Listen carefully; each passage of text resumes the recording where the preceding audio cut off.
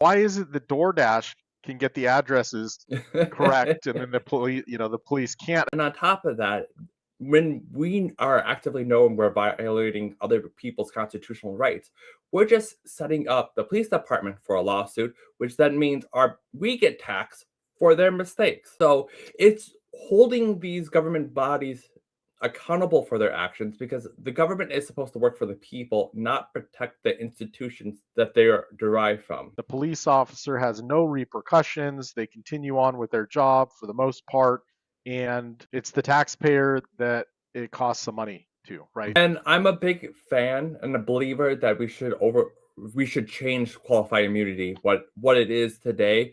And I'm 100% agree. People, politicians, political individual people in other parts of government, police officers, whatever, they can be in situations and they can make mistakes. And it happens.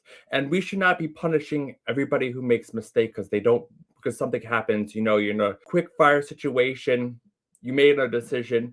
We shouldn't always be punishing, but there has to be a difference between holding somebody accountable and just letting them walk away. In Washington State, where I live, a hairdresser is required to go through more hours of training than a police officer. And it doesn't seem like police officers are being trained on constitutional rights, on not violating those rights.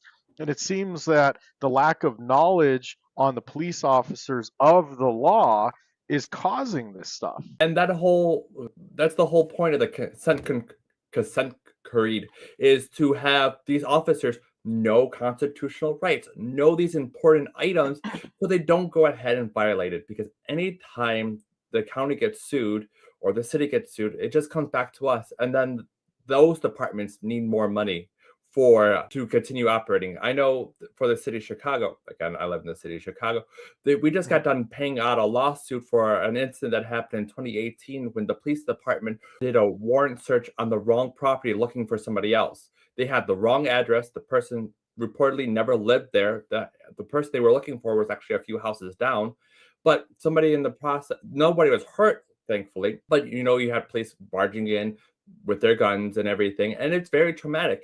And it's one of those items that, we have to hold these people accountable.